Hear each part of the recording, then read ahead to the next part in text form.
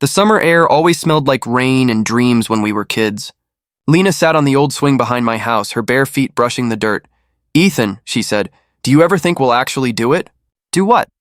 I asked, tossing a pebble toward the fence. "Change the world," she replied, smiling the way only she could, like she already believed we would. "We'll build that home for orphans, remember? You'll design it and I'll run it. The Heart and Coal Foundation. Sounds good, doesn't it?" I laughed. "It sounds like two kids pretending to be adults," she stuck her tongue out. "You're no fun? Dream bigger, Ethan." "I dream enough for both of us," I said, "but you're the one who actually believes they can fly." She kicked higher, her laughter echoing through the empty yard. "Then I'll fly and you can build the sky for me," Mom's voice called from the porch. "Dinner's ready, you two. And Lena, wash your hands this time." Lena rolled her eyes. "She treats me like her own daughter." "She kind of wishes you were," I said softly. Lena smiled, but her gaze lingered on the sunset. "Sometimes I wish that too." We ate together that night, just like always. Mom's soup, laughter, and the sound of Lena talking about her future filled our small house. She wanted to study in the city, to learn business, to make our dream real. I just wanted her to stay. When she left that evening, I walked her to the gate. "You really think you'll get into that fancy school?" I asked. She nudged me with her elbow. "Don't doubt me, Cole. When I come back, I'll be the girl who makes headlines, and you'll be right beside me." "I don't care about headlines," I said. "I care about this," she blinked. "This? Us, you, me?" Her smile faded for a second. Then she said softly, "We'll always have that, even when I'm gone." I wanted to tell her not to go, but the words got stuck behind my ribs. Instead, I said, "Promise?" She extended her pinky. "Forever." I hooked mine with hers, pretending forever was something that could fit between two small fingers. Years later, I still remember that evening. Lena's world grew faster than ours. She won competitions, went viral on local news, got scholarships. I stayed here, helping Mom at the hardware shop, sketching buildings I might never build. One night, while repairing the leaking roof, Mom looked at me and said, "You should visit her."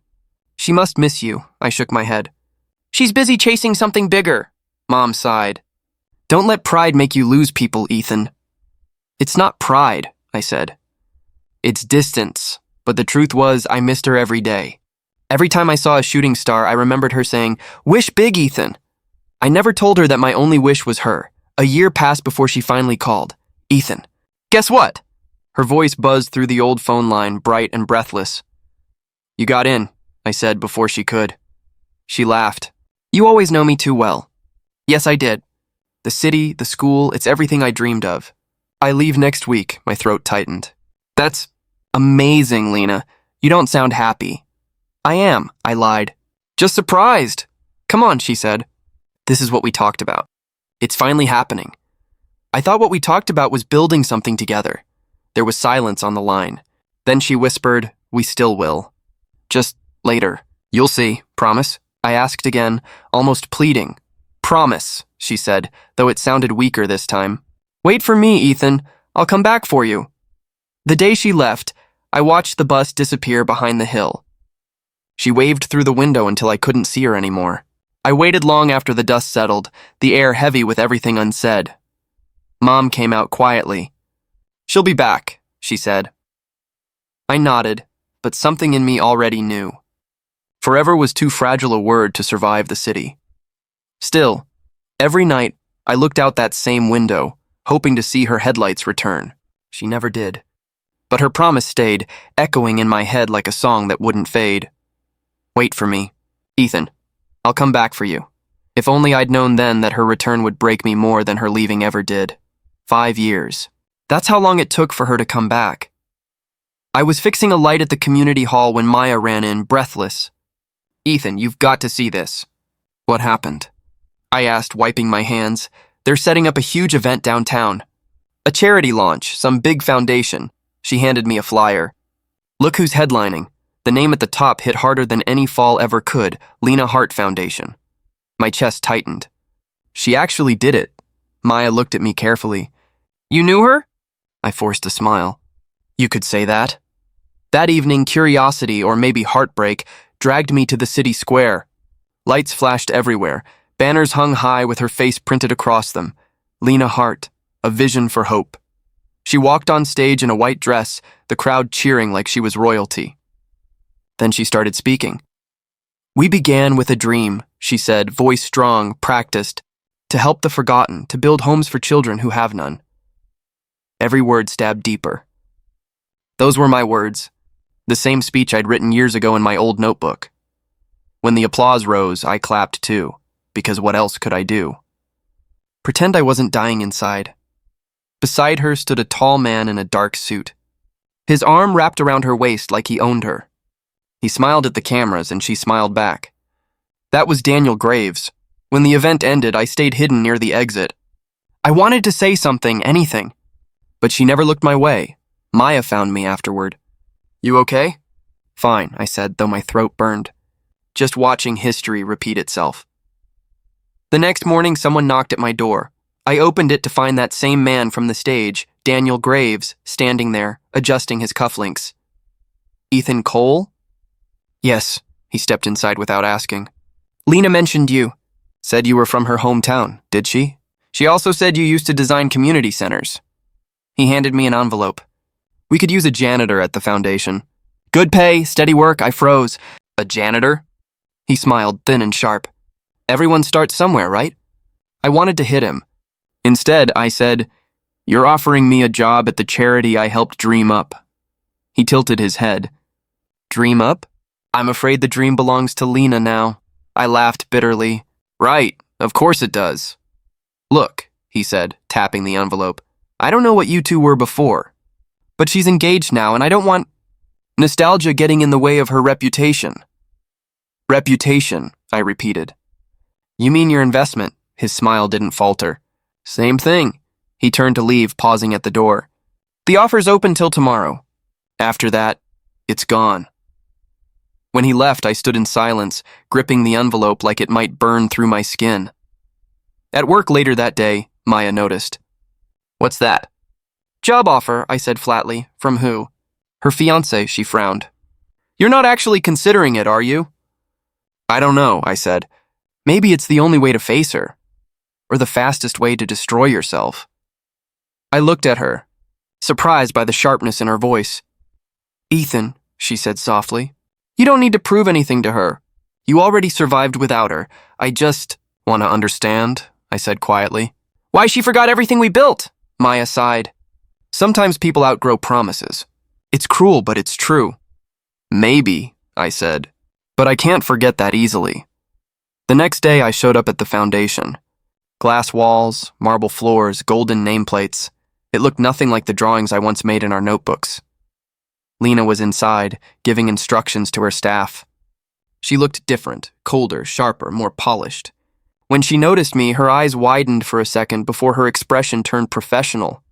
"Ethan," she said, walking over. "You're here. You sound surprised. I didn't think you'd come. You didn't think I'd show up to the dream we built?" Her lips parted, but she said nothing. Daniel appeared behind her. "Glad you decided to join us, Cole." I ignored him. "Lena, can we talk?" She hesitated. "Now's not a good time." "I waited 5 years," I said quietly. "I think I've earned 5 minutes," her voice lowered. "Please don't make this harder than it has to be." "Harder?" I asked, anger rising. "You took my words, my sketches, my dream, and you're asking me not to make it hard?" People nearby started whispering. Daniel stepped in. "That's enough. You can start in maintenance tomorrow." "Or not at all," I turned to leave. "You know what? Keep your job." "You already took everything else," Lena reached out. "Ethan," I stopped her hand midair. "Don't. You promised forever, remember? This is what forever looks like?" Her eyes shimmered with guilt. Or maybe it was just the light. I didn't care anymore. That night I sat by the river, the same one we used to skip stones across. Maya called, asking if I was okay. "I saw her again," I said. "And?" She didn't come back for me. "She came back for the world to see her shine." "Then let her shine," Maya said gently. "You don't need her light to see who you are." I looked at the ripples in the water and whispered, "Maybe, but it still hurts to realize I was just a chapter in her story, while she was the whole book in mine." The first week at the foundation felt like stepping into a movie set. Everyone smiled too wide, spoke too soft, and pretended to care too much. "Morning, Ethan," a receptionist said, voice dripping sugar. "Remember to smile for the visitors," I forced one. "Sure." Inside, people hurried around with tablets, coffee cups, and fake laughter. The walls were covered in photos of Lena shaking hands with politicians and hugging children I never actually saw in the building. Harper Liu, the head accountant, approached me one afternoon. She had sharp eyes that missed nothing. "You're the new maintenance guy, right?" she asked. "Supposedly," she smirked. "You don't talk like one." "Maybe I used to be something else." "Yeah," she said quietly, glancing around.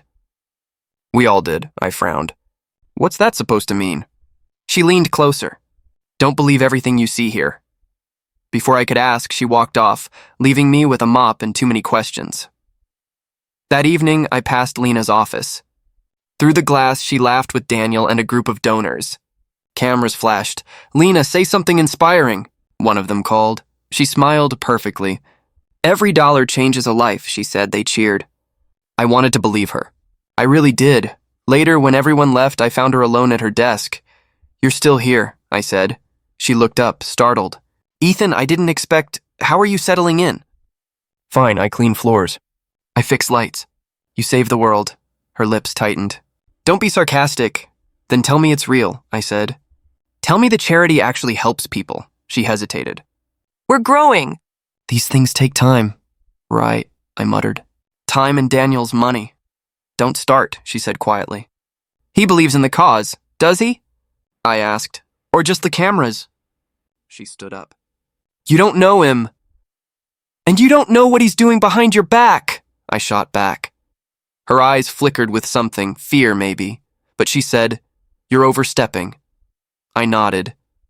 "Guess I'm good at cleaning up other people's messes." I left before she could respond. Days turned into weeks.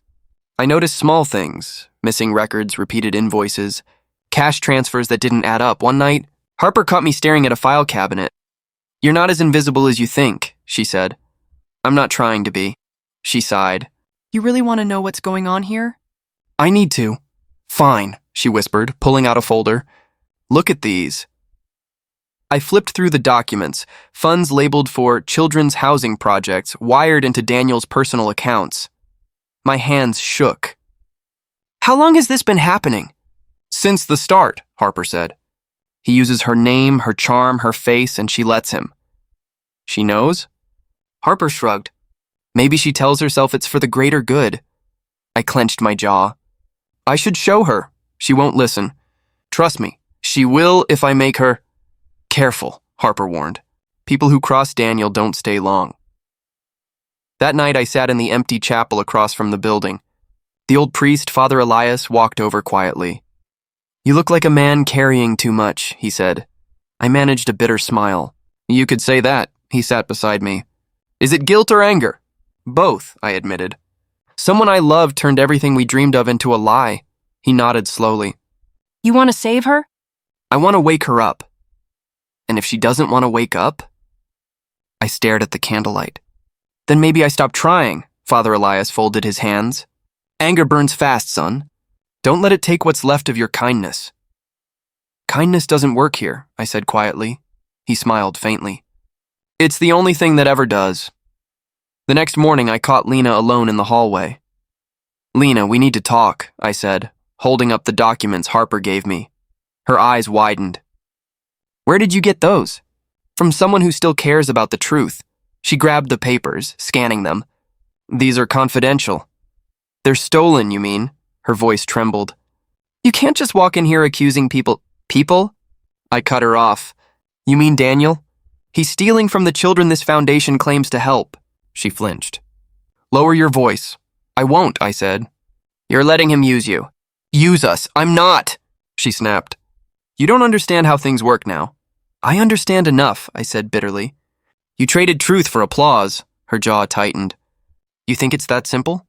"I think you made it that simple." She turned away.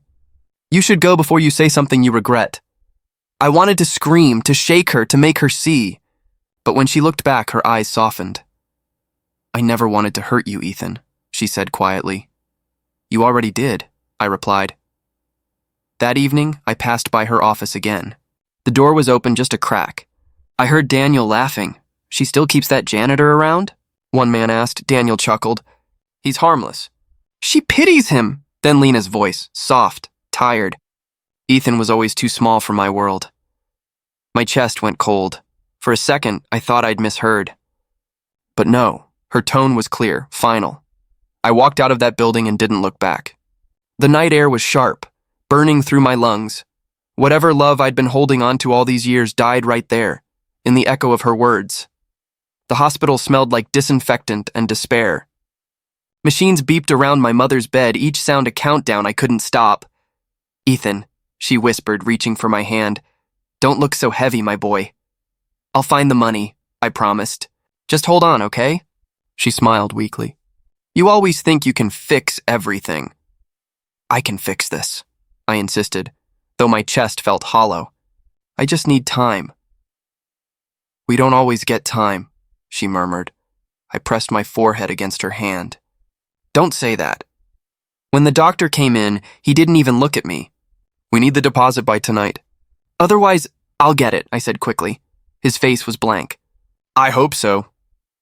That night, I stood outside Lena's penthouse, rain pouring over the city. The guard hesitated before letting me in. Lena opened the door herself, wrapped in silk, a glass of wine in her hand. Ethan? She said, surprised. It's late. I need help, I said, my voice shaking. It's my mother. She's in the hospital. They won't treat her without payment. Her smile faded. Oh, Ethan, I'm sorry. That's awful. I just need a small loan. I'll pay it back, I swear. She hesitated, eyes darting toward the living room where Daniel's laughter echoed from inside. I'll talk to Daniel, she said softly. He handles the finances. Please, Lena, she doesn't have much time, I said. She nodded slowly. I'll see what I can do. Tonight, I pressed. Please. Her expression shifted, uncertain. I can't promise anything. You have to understand. I understand that my mother's dying while you live in a glass palace built on stolen donations, I snapped. She flinched. That's not fair. It's the truth, I said. Just ask him. I will, she whispered. But she didn't. I could see it in her eyes. The same eyes that once looked at me like I mattered. The next morning I called. No answer. Then again. Still nothing. When I finally reached her assistant, she said, Miss Lena's unavailable. She's preparing for the Compassion Gala tonight. Compassion. The word burned. I hung up staring at the hospital ceiling as my mother's breathing grew slower. Ethan, she whispered, eyes half closed. Don't be angry. I'm not, I lied. Promise me, she said. Her voice barely audible. Don't lose your goodness, even when people forget theirs. Her hand went limp in mine before I could answer. A week later, I stood in the back of the grand ballroom, hidden among servers and sound crew. Gold chandeliers glittered above a crowd dressed in virtue. Daniel stepped onto the stage first. Tonight, he announced, we celebrate compassion, generosity, and love. Applause filled the hall. I wanted to scream. Then Lena walked out, radiant in white, her smile angelic. The screen behind her flashed with images, her feeding children, holding the elderly, smiling at the poor. And then I saw it. Her photo with the caption, Champion of Compassion. Something inside me snapped. She spoke, voice trembling just enough to sound human. We believe kindness can heal the world. I could almost hear my mother laugh at the irony.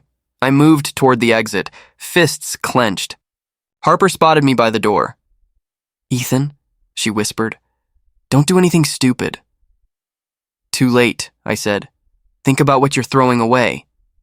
What's there to throw away? I asked. My mother's gone. The truth's gone. Maybe this is all that's left, she caught my sleeve. Then build something better, not something broken. Her words stopped me for a second. Then I pulled free. Later that night, I returned to the foundation. My locker was half empty already. The walls felt colder than ever. Daniel's voice echoed from the hallway. He's quitting? Good. We don't need sentimental staff, I didn't answer. I didn't look back. Lena appeared as I was about to step out the door. You're leaving? she asked softly. Yeah, I said. My mother died waiting for your call. Her face went pale. Ethan, I'm so sorry. I didn't know. You did, I cut in. You just didn't care enough. She reached out. Please, I stepped back. Save it for the cameras. Her eyes glistened. You think I wanted this? I think you stopped wanting me the moment it cost you something real. For a moment, neither of us spoke. Then she whispered, You're being cruel. I laughed bitterly. Cruel? You gave up kindness for applause. I was trying to survive. So was I said, but my mother didn't. The silence between us said everything words couldn't. I took off my ID badge and placed it on the desk. Tell Daniel I quit. Tell the world I disappeared. You're good at rewriting stories. Ethan, she pleaded. Don't do this. I already did, I said. Outside, the city lights blurred through the rain. I walked without direction, my mother's necklace clutched in my fist. Every drop that hit my face felt like her voice whispering again, Don't lose your goodness. I stopped under a streetlight, staring at my reflection in a puddle. I didn't recognize the man looking back, but somewhere beneath the anger, beneath the heartbreak, something stirred, a vow. I won't beg again, I whispered. Not for love, not for mercy. The rain fell harder, washing the last of my tears away. I'll build something real, I said to the night. Something she'd be proud of. I turned away from the foundation's glowing sign one last time, and in that moment, I knew the part of me that belonged to Lena Graves was gone forever. The apartment I rented was small, damp, and half-lit by a flickering bulb. But it was mine. I woke before sunrise every day, took whatever job I could, cleaning buses, unloading crates, fixing old lights. It wasn't much, but it kept me moving. One afternoon, as I repaired a community center bench, a woman's voice called out, You're doing good work there. I looked up to see her, short brown hair, white coat, calm eyes. Just trying to make the place less broken, I said. She smiled. That's rare these days. Most people don't fix things they don't own. I guess I got tired of watching things fall apart. Dr. Claire Bennett, she said, extending her hand. I run the clinic next door. Ethan Cole, I replied, shaking it. I just work wherever someone needs help. Ever thought about doing something more than odd jobs? She asked. I shrugged. Like what? She looked around the broken benches, the children playing with worn-out toys. Feeding them, maybe. Healing if we can't fix everything else, I frowned. You sound like you still believe in people. I do, she said softly. Believing is free. That night her words stayed with me. Believing was free, but doing something cost everything. A week later, I stopped by her clinic. The hallway smelled of medicine and hope. You came back, she said, surprised. I've been thinking, I said. If I can help, I will. But I have no degree, no money. You have hands, she replied, and a heart. That's enough. We started small, a food drive. Just 3 volunteers, 1 old van, and boxes of donated bread. The first night, as we handed out meals in the rain, I asked, You really think this matters? Claire smiled. It matters to the one who's hungry. A little boy tugged my sleeve. Mister, can I have another one? For my sister? I nodded, handing him a sandwich. Take 2. His grin could have lit the whole block. When the last box emptied, I leaned against the van, exhausted. Feels different, I said. Claire looked at me. Different good? Yeah, I said quietly. Like my mother's watching, word spread. Not through banners or press releases, just through whispers of kindness. People showed up after work, bringing rice, blankets, and their own stories. One evening, a lanky teenager approached me shyly. You're Ethan, right?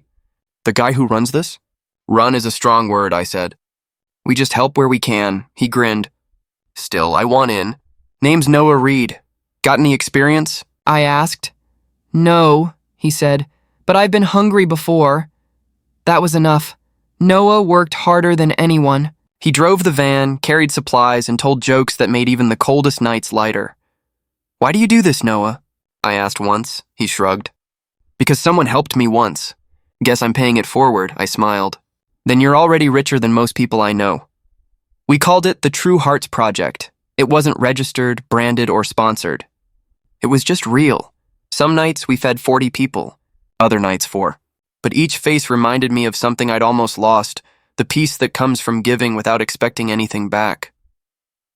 One evening, as I loaded the van, Claire joined me. "You've changed," she said. "Maybe I just remembered who I was," I replied. She studied me. "You still think about her, don't you?" "Every day," I said honestly. "But now it doesn't burn as much. It just reminds me what not to become." Claire nodded slowly. "Pain can be a teacher." "Yeah," I said. "But it's a cruel one," she smiled gently. "Sometimes cruelty builds kindness." A few weeks later, Noah burst through the door waving a newspaper. "Ethan, you need to see this!" "What's got you so fired up?" I asked, wiping my hands on a rag. He dropped the paper onto the table. The headline screamed, "Lena Hart Foundation under investigation for fraud." For a second, I just stared. Then I laughed, softly, bitterly. Claire looked over my shoulder. "You knew her?" "Once," I said. "She used to believe in saving people." Noah frowned. "You don't look happy." "I'm not," I admitted. "Just tired. Karma doesn't make it right. It just finishes the story." Claire placed a hand on my shoulder. "Still, truth always finds its way out," I nodded. "Maybe, but I don't need her fall to feel whole." "You already are," Claire said. "You built something pure out of ashes." I looked around at the boxes, the laughter of volunteers, the smell of warm soup. For the first time in years, I felt my mother's warmth again, quiet, steady, forgiving. "Yeah," I said softly. "Maybe I did," Noah grinned. "So what now, boss?" I smiled at the title. "Now? We keep feeding the world, one honest meal at a time." The rain began to fall again, tapping the van's roof like applause. I closed my eyes and whispered, This is what forever should have felt like." The news broke on a Thursday morning. I was stacking boxes in the food van when Noah shouted, "Ethan, you have to see this." I turned, confused. "What is it?" He held up his phone. The headline glared in bold letters. "Daniel Graves flees the country amid fraud scandal." I froze. "Flees?" "Yeah," Noah said, eyes wide. "Interpol's after him. He drained every account. The foundation's collapsing." For a moment, I didn't know how to feel. Relief? Anger? Justice? None of it fit. Claire walked in, adjusting her coat. "So it's finally happening," she said quietly. "The lies are catching up." "Lena?" I asked. "What about her?" Claire shook her head. "She's still here. The press is tearing her apart." Noah scrolled through more headlines. "They're calling her a fraud, a con artist, a thief." I leaned against the van, exhaling. She built that kingdom on glass. It was bound to shatter. Claire studied me. "Do you still care?" "I don't know," I admitted. Once I would have died to protect her. Now, I just hope she learns how it feels to lose everything. Claire said softly, "Revenge doesn't heal, Ethan." "I'm not seeking revenge," I said. "I'm just watching karma work." By evening, our food drive was wrapping up.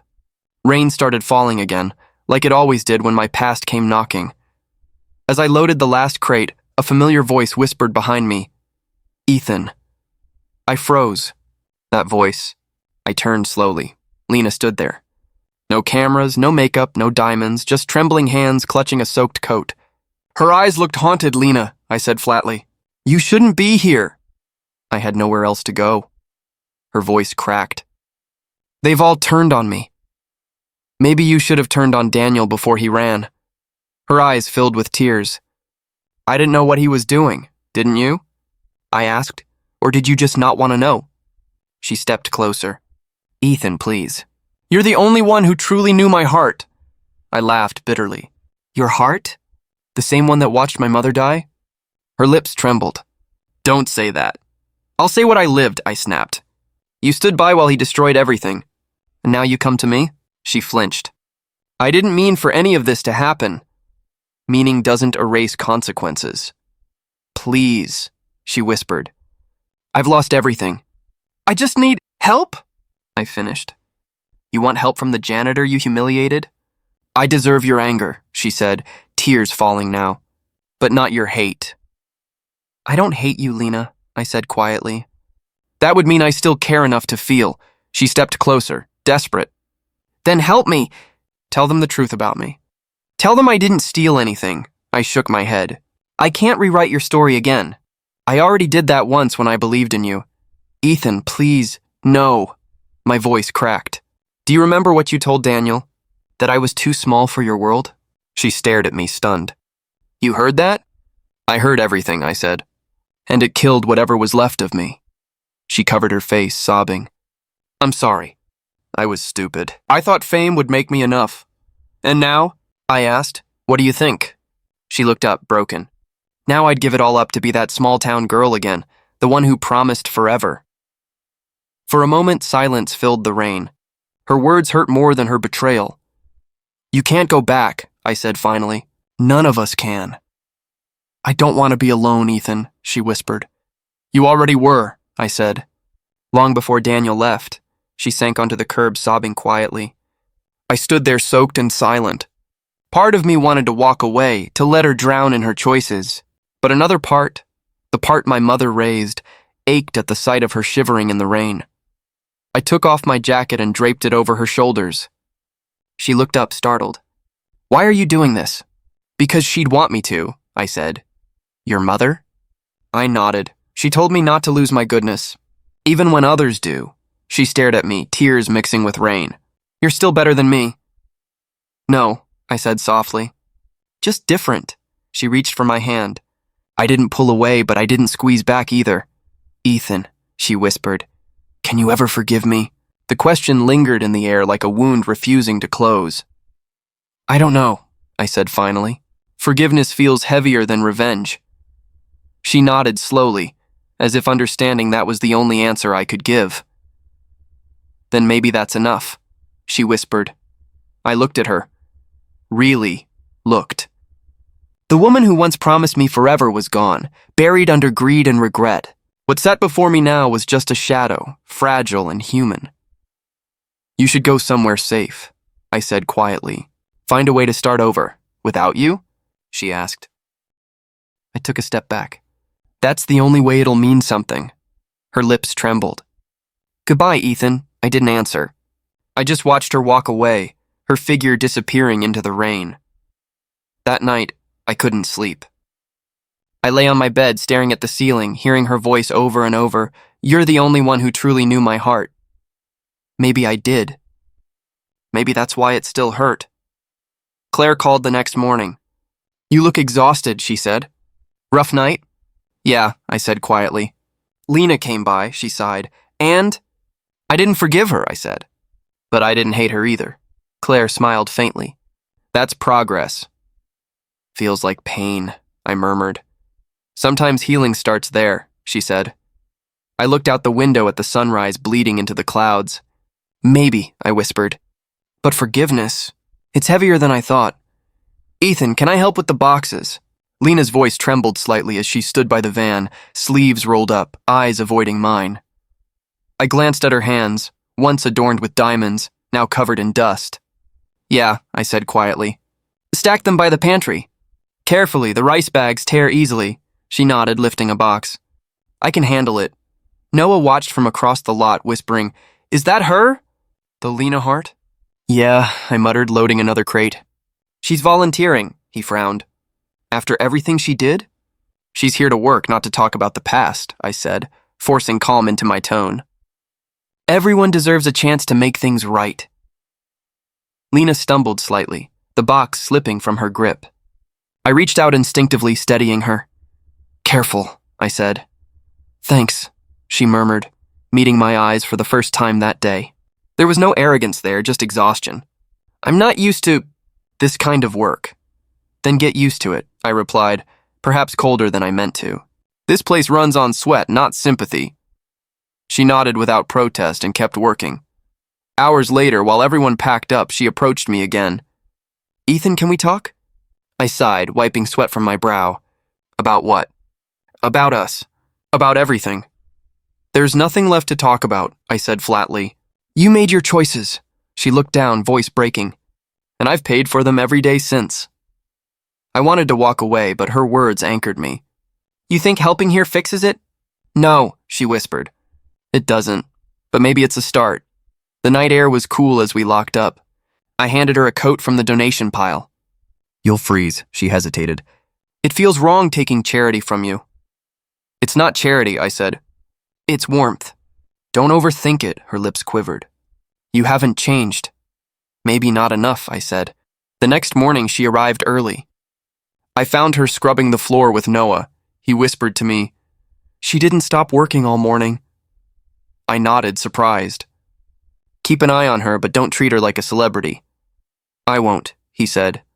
"She's just another volunteer." Later during lunch, Lena sat across from me. "I wanted to tell you something. I didn't look up." "Go ahead." "I used to think compassion was weakness. That love was something you used to climb higher. And now?" She swallowed hard. "Now I think love's the only thing that can save someone like me." Her honesty caught me off guard. "You always had a way with words, Lena. The problem was you never lived by them." She flinched. "I deserve that." "Yeah," I said quietly. "You do. But I also need to say this." Her voice shook. "I'm sorry for your mother, for what I did, for the way I looked at you like you weren't enough." My jaw tightened. "You weren't sorry then?" "I was scared," she said. "Daniel gave me a world I didn't belong in, and I tried to survive it. But I lost everything that mattered." I pushed my chair back, restless. "You don't get to rewrite history now." She reached for my hand, stopping halfway. "I'm not rewriting it. I'm facing it." I looked at her trembling fingers. "Then face this, Lena. My mother died waiting for kindness from someone who promised to care. That's what your silence cost." Tears spilled down her cheeks. "I know. And I'll never forgive myself for it. For a moment, all I saw was the girl I used to love, the one who laughed in the rain, who dreamed of changing the world before fame poisoned her heart. You were everything I didn't deserve," she whispered. "And I see that now." I exhaled slowly. "Was I ever enough for you?" Her gaze lifted to mine, raw and unguarded. "You were everything, Ethan, but I was too blinded to see it." Silence filled the space between us, heavy but strangely calm. "You don't need my forgiveness," I said. "You need your own," she nodded. "I'm trying." "Then keep trying," I murmured. "Not for me, for the people you hurt, and for the person you lost." The following week, I found her teaching children how to read in the shelter's corner. She smiled at them the way she used to smile at dreams. No cameras. No makeup. Just Lena. Dr. Claire approached me. "She's different," she said softly. "Maybe," I replied. "Or maybe she's finally real." That night, as I walked home, my mother's necklace gleamed faintly against my chest. I touched it and whispered, "You were right. Mom, goodness shouldn't die because of someone else's sins." I wasn't sure if I could ever love Lena again, but watching her rebuild herself from ashes, I realized something deeper. Forgiveness wasn't about forgetting the past. It was about freeing myself from it, and maybe, just maybe, that was the real beginning. "Ethan, another news outlet's asking about Lena," Noah said, holding his phone out to me. "They're trying to connect her to the project again." I looked up from the donation ledger. "And what did you tell them?" He hesitated. "That we don't comment on rumors." "Good," I replied, signing another receipt. "Let them dig. We have nothing to hide." He frowned. "Doesn't it bother you? Her name still showing up?" "Used to," I admitted. "Now it just reminds me how far we've come." The office smelled of old paper and coffee. Volunteers buzzed around, laughing softly as they packed food boxes. I caught sight of Lena across the room, wearing a plain sweater, hair tied back. She didn't speak much anymore. She just worked. Later that afternoon, Dr. Claire stopped by. "Ethan, the national branch launch is approved," she said, smiling. "You're going to need a bigger van," I laughed quietly. I never thought 3 people in a rusty van would turn into this. Claire looked at Lena stacking boxes. "She's changed," she murmured. "She has," I agreed. But I don't know what that change means yet. When the reporters finally cornered me outside the new community hall, one shoved a mic forward. "Mr. Hayes, can you confirm if your organization is associated with the Lena Hart Foundation?" I took a breath. "We're not associated with any foundation," I said calmly. "We don't build fame. We build hope." The cameras flashed. "Isn't Lena Hart one of your volunteers?" "She's one of many who believe in second chances," I replied. "This isn't about who we were, it's about who we're becoming." The reporter frowned, unsatisfied, but I turned and walked away. That night, I found Lena sitting alone at one of the tables. Her hands folded, eyes distant. "Rough day?" I asked. She smiled faintly. I saw the interview. You handled it well. I've had practice, I said, sitting down. They'll move on to someone else soon. I doubt that, she whispered. People love a redemption story until they remember the villain. You're not the villain anymore, I said. You're just someone who's trying, her eyes glistened. You make it sound so simple. It's not simple, I replied. It's just necessary, she laughed softly, the sound fragile. Do you ever think about the past? Every day, I admitted. But it doesn't control me anymore, she nodded slowly. I wish I could say the same. You're getting there, I said. One meal, one child, one small act at a time. She looked down at her hands. Sometimes I wonder if disappearing would make things easier for everyone. Running doesn't heal anything, I said gently. Staying does. She met my gaze, searching my face for something. Do you forgive me, Ethan? The question hung between us. I'm learning to, I said honestly. Forgiveness isn't a switch, it's a process. Her lips trembled. That's more than I deserve. I stood, gathering the empty coffee cups. Maybe, but it's what you're getting anyway. A faint smile tugged at her lips. Thank you. The next few weeks blurred into motion. Press interviews, new donors, endless paperwork. Lena stayed quiet but steady, avoiding attention. When children smiled at her, she smiled back, softly, shyly, like she didn't believe she had the right to be happy yet. Then one evening, after everyone left, I found a white envelope on my desk. My name was written in her handwriting. I opened it. Ethan, thank you for showing me what love really meant, even when I didn't deserve it. You gave me back my soul when I'd already buried it under shame. Don't look for me. This chapter of my life ends here, but it ends with peace. Keep building hope, because you were always the heart I lost too soon. Lena. My hands trembled slightly as I folded the letter. Noah walked in, holding a clipboard. Hey, we're short on... He stopped when he saw my face. What's wrong? She's gone, I said softly. Lena left, he blinked. Left, as in quit? As in disappeared, I said. No word, no goodbye. He looked uncertain. Should we report it? No, I whispered, staring at the letter again. She doesn't want to be found, he nodded slowly. You think she'll be okay? I hope so, I said. Sometimes leaving is the only way someone can finally forgive themselves. Later that night, I sat alone in the empty hall. The hum of the refrigerators filled the silence. I placed the letter inside my desk drawer, beside my mother's necklace. The two things that shaped me most, loss and forgiveness, rested together now. Claire called around midnight. You're still at the office? Yeah, I said softly. Just finishing up. Ethan, she said gently, you can't save everyone. I know, I replied, but I can keep trying. When I finally stepped outside, the city was quiet. The sky stretched wide and endless above me. I thought about Lena, somewhere far away, maybe working in another shelter, maybe just breathing free for the first time. I didn't chase her. I didn't need to. Some stories don't end with reunion.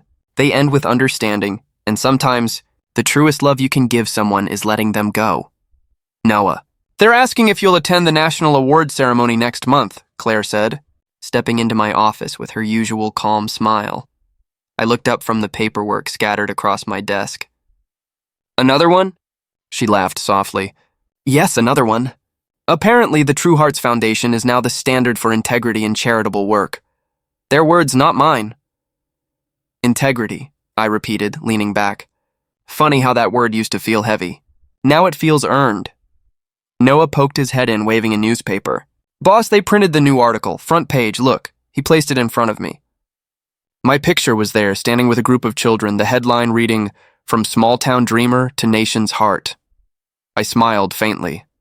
They always make it sound bigger than it is. You built all this, Ethan, Noah said. You should be proud. I am, I admitted quietly. But pride isn't the point, Claire nodded. Then what is? Gratitude, I said. For everything that tried to destroy me, and didn't. She tilted her head. Still thinking of her, aren't you? Sometimes, I said. Not like before. It's different now. Noah leaned on the doorframe. You ever wonder where she went? All the time, I said. But I think she found peace somewhere. That's enough. The room went quiet for a moment. The sunlight through the window caught the photo on my desk. Our very first food drive years ago. Lena had been in the background, handing a bowl of soup to a child. No makeup, no cameras, just her, real and unguarded. Later that day, I visited the orphanage on the edge of town. It had become my refuge, the place where everything felt real. Children ran around the courtyard, their laughter echoing off the walls. "Ethan!" little Sophie called, running toward me. "Come see what we made!" I followed her to the art room. The walls were covered in drawings, bright colors, stick figures, smiling suns. But one sketch caught my eye. It was faded, old, the edges torn slightly. In delicate handwriting beneath a heart it read, "Love without pride." I froze. "Who drew this?" Sophie shrugged. "It's always been here. Miss Clara said an old volunteer made it years ago." I traced the words with my fingers. The handwriting was unmistakable. "Lena," I whispered. Sophie tilted her head. "Was she your friend?" I smiled faintly. "Something like that," she giggled. "She must have been nice. That's my favorite drawing." I sat on the small wooden bench, the laughter of the children blurring into a warm hum around me. For years I had carried the memory of her like a scar. But now it felt like a story, one that taught me everything I needed to know about love, loss, and purpose. Claire joined me later, watching the kids play. "You look like you saw a ghost," she said gently. "In a way, I did," I replied, pointing to the drawing. "She left that here." Claire studied it, her face softening. "You know, I think she found her redemption long before she disappeared. Maybe this was her way of telling you." "Maybe," I said quietly. "She always believed love had to prove itself." "I think she finally learned it didn't," Claire smiled. "And you? Did you ever forgive her completely?" "Yes," I said after a pause. "Forgiving her was how I forgave myself, for being blind, for being hurt, for still loving her." Claire nodded thoughtfully. "Then she gave you more than she ever took." "Exactly," I said. "Her betrayal built me. Her lies gave birth to truth. If not for her, I'd still be waiting for a promise instead of keeping one." The evening light spilled through the window, golden and soft. The children began singing their little song before dinner, a tune about kindness being stronger than gold. Noah entered with a clipboard. "We've hit our next donation milestone. That's 3 cities in the last quarter." "Good work," I said. "Make sure every penny reaches where it should," he grinned. "You don't trust me?" "I trust, but I verify," I said, smiling. "Old habits." After they left, I stayed behind in the empty room, staring again at the faded words on the wall. Love without pride. It wasn't just her lesson. It was mine too. I remembered the boy who once believed forever meant never leaving. The man I'd become knew better. Forever isn't about holding on. It's about what remains when everything else falls apart. When the award ceremony came weeks later, I stood on stage under the bright lights. Cameras flashed, applause filled the hall. I looked down at the glass trophy in my hands and felt a strange stillness. I cleared my throat and said, "This honor doesn't belong to me alone. It belongs to everyone who believed that kindness can start small and still change the world. We didn't build this on fame. We built it on loss, on hope, on truth." The crowd grew silent. I smiled slightly. "And to the person who once taught me that love without pride is the only kind worth keeping, thank you." When I stepped off the stage, Claire patted my shoulder. "That was beautiful," she whispered. Outside, the night air was cool. The city lights shimmered in the distance. I looked up and felt something I hadn't in years, a peace so complete it didn't need words. Lena's name had vanished from headlines, but her lesson lived on in every meal served. Every child fed, every heart healed. She was gone, but her legacy had never really left. The auditorium was filled beyond capacity. Donors, volunteers, children, and old friends. Cameras flashed, but all I could hear was the sound of my own heartbeat. I stood before the new plaque draped in white cloth. The engraving beneath it waited quietly for its reveal. Claire stepped up beside me, whispering, "Are you ready?" I nodded. "As I'll ever be." Noah grinned from the front row. "Make them cry, boss," I chuckled softly. "No promises." When the lights dimmed, I took the microphone. "Good evening," I began. My voice echoed across the hall. "Today isn't about me or awards or achievements. It's about a promise that began in a small town, a dream once lost and somehow found again." Someone clapped softly, and I smiled. Years ago, I believed forever meant never losing someone. I was wrong. Forever means carrying what they taught you, even after they're gone. Claire nodded from the side, eyes glassy. I continued, "When I first dreamed of this charity, I was just a boy with more hope than sense. I thought kindness alone could fix the world. Then life showed me that love can break as easily as it builds. But it also showed me that broken things can still grow strong." I paused, my throat tightening. "This plaque is for every dream that died too soon, and every soul that dared to begin again." The crowd was silent. Then slowly I pulled the cloth away. The bronze letters gleamed, "In memory of dreams once lost and found again." No name, no explanation, just truth. The audience applauded, but my eyes lifted toward the skylight above. The afternoon sun poured in, soft and golden. For a moment, it felt like she was there, standing somewhere unseen, smiling the way she used to when we still believed the world was simple. After the ceremony, Noah found me backstage. "You didn't mention her name," he said gently. "I didn't have to," I replied. "Everyone who mattered already knew," he nodded. "You think she'd be proud?" "I think she'd finally understand," I said. Pride was her prison. Peace was the key she never found. Claire joined us, handing me a bottle of water. "You spoke beautifully, Ethan. That line, 'The pain that teaches you who you are,' that one hit me hard." I smiled faintly. "It hit me too."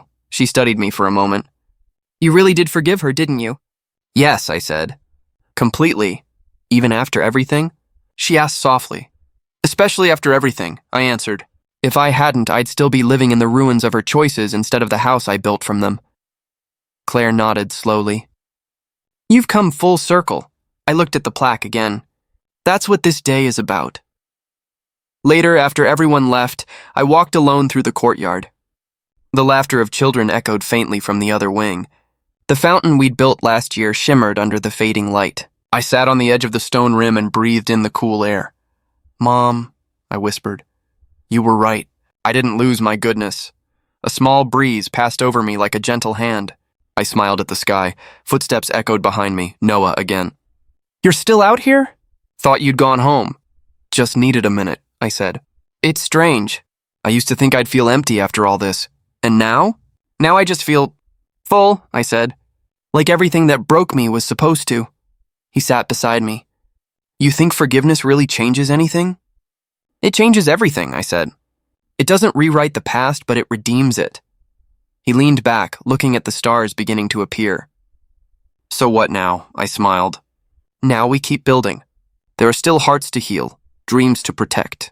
The world doesn't stop hurting, but neither do we stop helping," he grinned. "That sounds like something you'd put on a wall."